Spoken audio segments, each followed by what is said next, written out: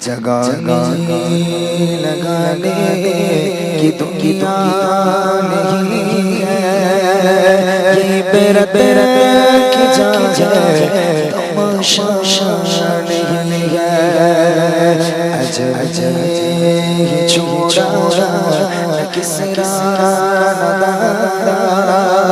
اسی سے سکندر شفاعت بگارا، پڑا گیا سب یوں ہی تھا سارا، ہر ایک کیا غصہ ستارہ،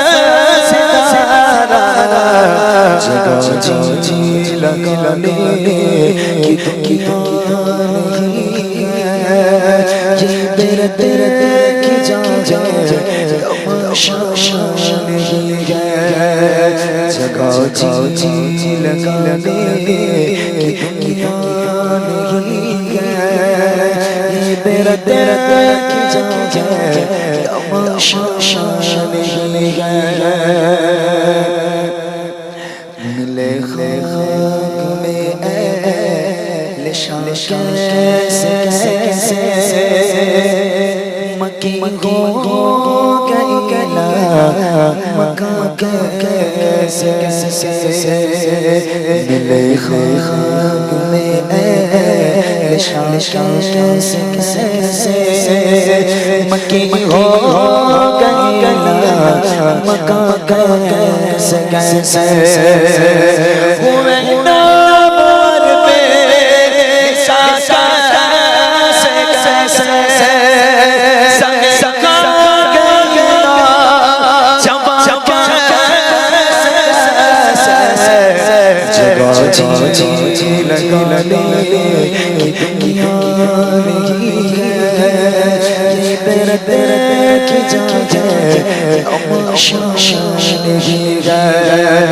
جگہ جی لگانے کی دنیا نہیں ہے، یہ بیرت کی جا تماشا نہیں ہے۔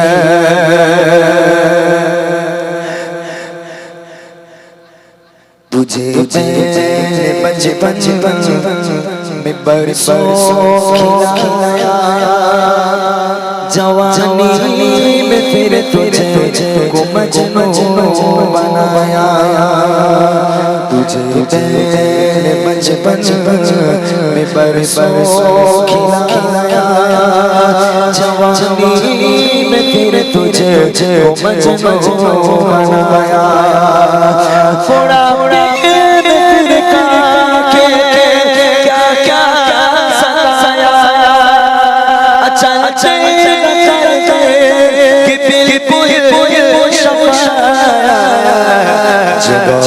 جی لگانے کی دنیا نہیں ہے، یہ بیرت کی جا تماشا نہیں ہے۔ جگہ جی لگانے کی دنیا نہیں ہے، یہ بیرت کی جا تماشا نہیں ہے۔ ملے خاک میں اہل شان کیسے مکی ہو گئی مکان کیسے،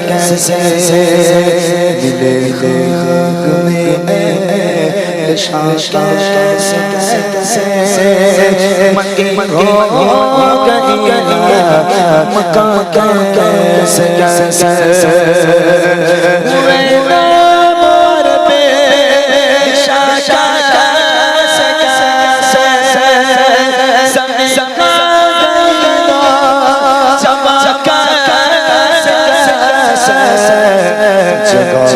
جی لگانے کی دنیا نہیں ہے، یہ بیرت کی جا تماشا نہیں ہے۔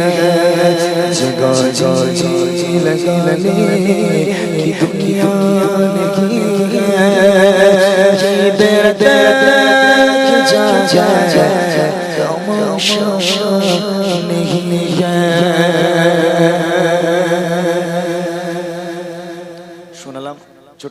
আব্দুল কালাম শেষ গজল আমাদের গাইতে বলছে। এইবার শুন বলে বসে আছে। আল্লাহু আকবার।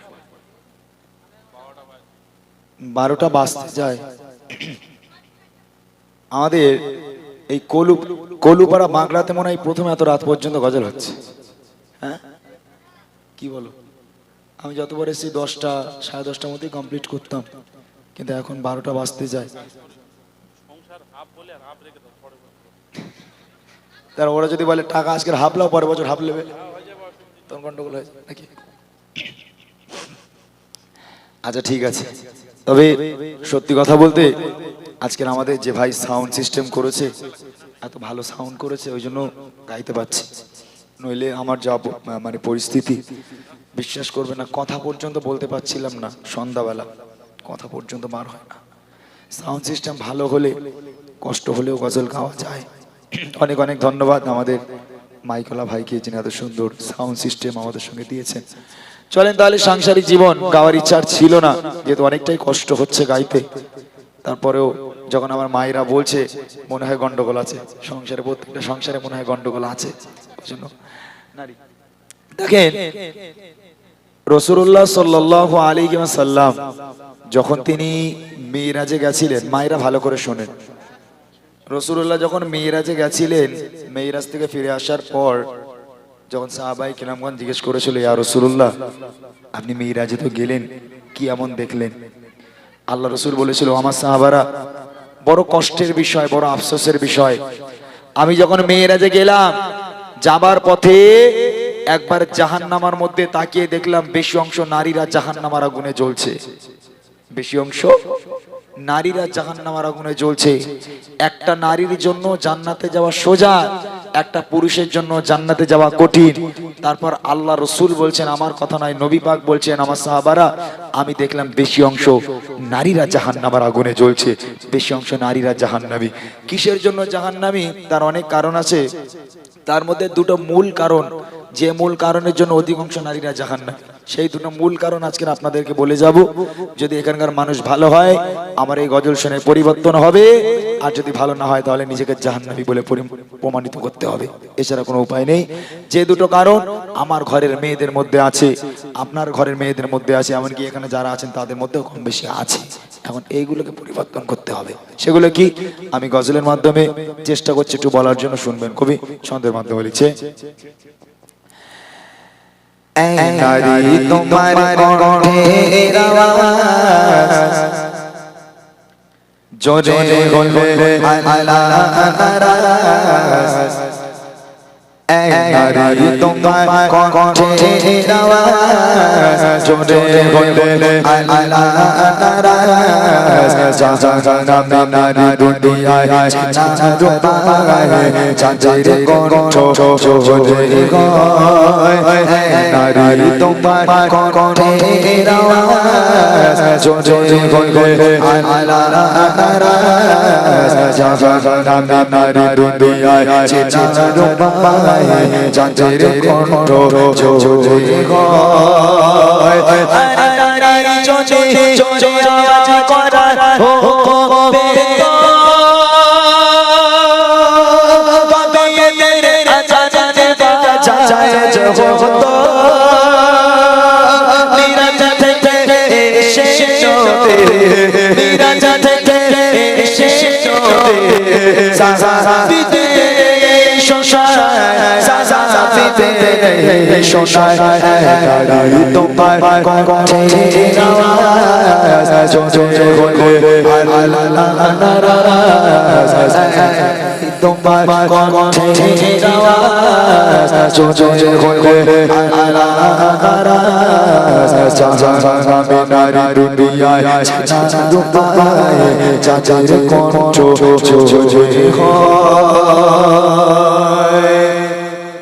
যদি নারীদের কণ্ঠের আওয়াজ জায়েজ হতো, এখানে যে মাগুলো বোনগুলো বসে আছেন, আপনারা জানেন পর্দা করা হলো ফরজ, নিজের দেহটাকে ঢাকা ফরজ।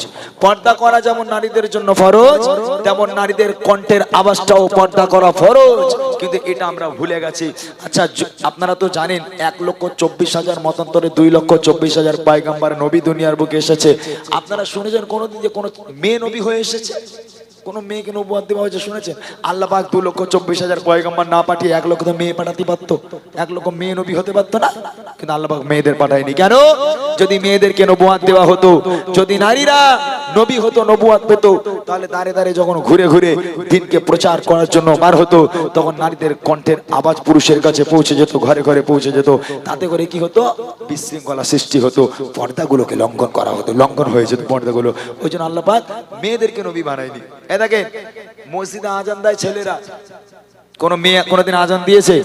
এখন মেয়েদের কণ্ঠের আওয়াজ যদি জোরে হওয়ার হুকুম থাকতো, তাহলে মসজিদের মুয়াজ্জিন ছেলেরা নয় মেয়েরা হতো, কেননা মেয়েদের গলা মধুর মতো। ওদিকে হবে না। ওরে আল্লাহ, আমাদের পাড়ায় 2-4টে বউ রয়েছে, এত গলার জোর আল্লাহ পাক ওদের দিয়েছে, যদি আমাদের পাড়ায় স্বামী স্ত্রী চুল ছেঁড়াছিড়ি করে, 3টে বুথের মানুষ জানতে পারে যে অমুকের বউ চুল ছেঁড়াছিড়ি করছে, ওর যা গলার আওয়াজ যদি মুখ্যমন্ত্রী মমতা ব্যানার্জি জানতে পারে, ও তুলে যাবে, চল তোরেই প্রধানমন্ত্রী করবো। বুঝলেন না? ওর কি গলার আওয়াজ, কিন্তু আসলে জানে এই কণ্ঠটাও তোমার পর্দা, এই কণ্ঠের জন্য তুমি জাহান্নামী হতে পারো। কবি লিখে দেখেন, ও গোয়ালা দেখো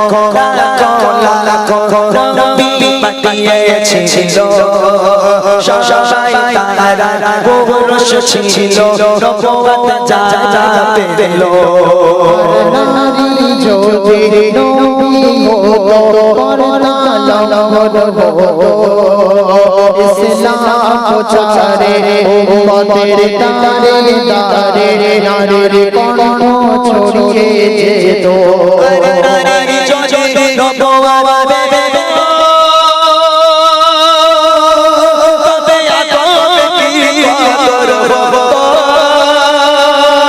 চাচা দিয়ার খুঁজছো তারে, চাচা দিয়ার খুঁজছো তারে, স্বামী পায়ে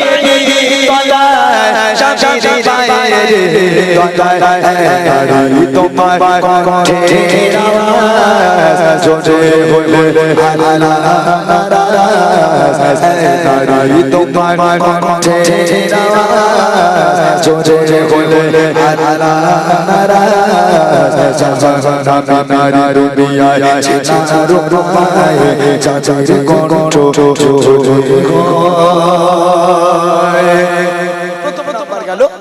কণ্ঠের আওয়াজ। এবার দ্বিতীয় নম্বর আসছি, যেটা মূল কারণ, যার কারণে নারীরা অধিকাংশ জাহান্নামী। এইবার মূল কারণটা কি বলি, আপনারা রাগ করলে হবে না, এখান থেকে শুনে যাবে আর শুনে গিয়ে সেটা করবেন, এর জন্য দায়ী কিন্তু আপনি থাকবেন। একটা হলো কণ্ঠ, এই কণ্ঠের আওয়াজ যার সংযত নেই সে জাহান্নামী। এই কণ্ঠের আওয়াজ জোরে করে সে কোনো জান্নাত পেতে পারে না। আর একটা আছে মূল কারণ, সেটা কি? স্বামী স্ত্রীর মধ্যে ঝগড়া। এই দেখেন, আপনারা কি মনে করছেন আপনাদের সংসারে ঝগড়া হয়? নবীর মেয়ে ফাতেমার সংসারে ঝগড়া হতো, স্বামী স্ত্রী থাকলে ঝগড়া হবে। নবীর মেয়ে ফাতেমার সংসারে ঝগড়া হলে ফাতেমা একদিকে, আলী একদিকে, কেউ কারোর সঙ্গে কথা বলে না। তাদের ঝগড়া মেটানোর জন্য কে মন্ত্রী আসতো, নেতা আসতো, নাকি এমএলএ, নাকি পুলিশ, কে আসতো? কেউ আসতো না তাদের ঝগড়া মেটানোর জন্য। আল্লাহ রসুল আসতো ফাতেমার ঘরে, ফাতেমা কি ব্যাপার, আলীর সঙ্গে ঝগড়া করেছো? মেয়ে বলছে আব্বা আপনার জামাই এই করেছে ওই করেছে, জামাই বলছে আপনার মেয়ে ওই করেছে ওই করেছে, যেটা হয় আর কি। আল্লাহ রসুল কি করলো, একদিকে ফাতেমাকে শোয়ালো, মাঝখানে আল্লাহ রসুল নিজে শুলো, আর একদিকে হযরত আলীকে নিল। দুই পাশে দুই জামাই মেয়ে, আর মাঝখানে শ্বশুর। আল্লাহ রসুল জামাই মেয়েকে নিয়ে খোশ মিজাজে আনন্দের সঙ্গে গল্প করতে লাগলো, মজার মজার কথা বলতে লাগলো, হাসি ঠাট্টা করতে লাগলো। গল্প করতে করতে, মজা করতে করতে, মজা করতে করতে এক পর্যায়ে গিয়ে হযরতে আলী আর হযরতে ফাতেমার মিলন হয়ে যেত। তাদের ঝগড়ার কথা আর মনে থাকতো না, তারা হাসাহাসি করতে করতেই ঝগড়া মিটে যেত। আর আমার ঘরে শ্বশুর ওইরকম হবে বলে মনে হয়? যদি স্বামী একটা রাগের মাথায় বউরে চর মারে, ফোন চলে যাবে, আব্বা তোমার জামাই আমার গায়ে হাত তুলেছে, আর আঙ্গা ঘরে শ্বশুর যেন 5G স্পিডি সবসময় বলে, জানোয়ারটা ধরে রাখ, কুড়ুলে যাচ্ছে, 2 টুকরো করতে পারতো। আমি আমার মেয়ের গায়ে যেমন হাত দেন, জানোয়ারটার সাহস কি করে তার মেয়ের হাত 2 টুকরো করতে পারতাম, ধরে রাখ শিগগিরি, বুঝলেন না? আল্লাহ রসুল ফাতেমার ঘরে আসতো ফাতেমার সংসার বাঁচানোর জন্য। আর আমার ঘরের শ্বশুরেরা আমাদের ঘরে আসে, শাশুড়িরা তারা আসে আমাদের সংসারকে তছনছ করে দেওয়ার জন্য। আল্লাহ রসুলের কাছে থেকে শিক্ষা না, এই ছেলেরাই এই পুষ্কার হাট পালা, দাঁড়িয়ে দাঁড়িয়ে পাকামো করছে। আল্লাহ রসুল ফাতেমার ঘরে আসতো ফাতেমার সংসার বাঁচানোর জন্য। এ দেখেন আর একটা কথা একটু বলে দেই, আমার মায়ের একটা ভুল সবার মধ্যে আছে, আমার ঘরের মেয়েদের মধ্যে আছে। আমার ঘরে মেয়েরা তুলসী পাতা নয়। কোনো নারী যদি স্বামীর সামনে দাঁড়িয়ে বলেছে তোমার সঙ্গে বিয়ে হয়ে আমার জীবন ধ্বংস হয়ে গেল, আল্লাহর কসম আল্লাহ পাক বলছে দেখে নে দুনিয়ার বুকে ওই নারীটা জাহান্নামী, ও কোনোদিন আমার জান্নাত পেতে পারে না। আর এরকম তো আমার মায়েরা বলে না, কত মেয়েরা বলে কত ডাক্তার দেখতে এলো মাস্টার দেখতে এলো, কারুর আমার পছন্দ হলো না, শেষে কপালে জুটলো একটা ভ্যান আলা, তোমার সঙ্গে বিয়ে হয়ে আমার জীবন ধ্বংস হয়ে গেল, এরকম বলে না? আল্লাহর কসম ওই নারী কোনোদিন জান্নাত পেতে পারে না। আল্লাহ পাক আল্লাহ তাআলা ওই ভ্যান আলাকে তোমার নসিবে রেখেছিল, ওই ভ্যান আলার বাম পাঁজরের হাড় থেকে তোমাকে তৈরি করা হয়েছে। তোমার বিয়ে তো উপরেই হয়ে গেছে, দুনিয়ার বুকে শুধু তোমাদের পাঠানো হয়েছে মিলন হওয়ার জন্য। আল্লাহর হুকুম ছিল তাই হয়েছে। আল্লাহর উপরে যেও না, কোনোদিন আল্লাহ জান্নাত পাবে না। শেষ কথায় কবি লিখছে ও গো জানিরা শামের উপর মিলে করে আর ভুলে যেও না তুমি সৃষ্টি হয়েছো পুরুষের বাবা জোড়ের হাড়ে সোনারে স্বামী সেবায় তুমি এত সম্মান পাবে আর জারোরে কাটরি আর বিবি সবার আগে জান্নাত যাবে আর চচো সে যারা তা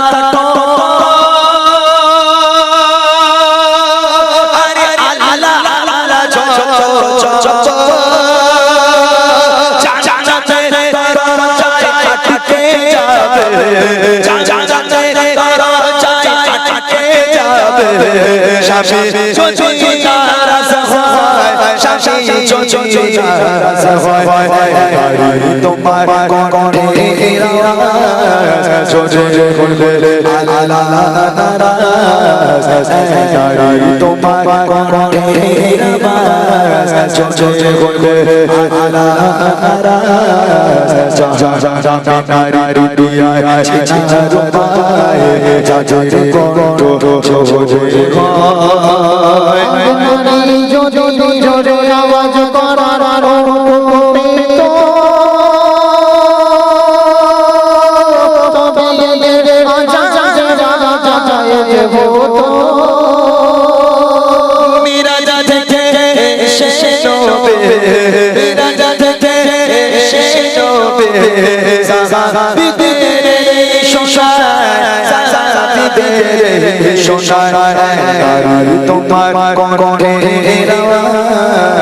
জোরে বলে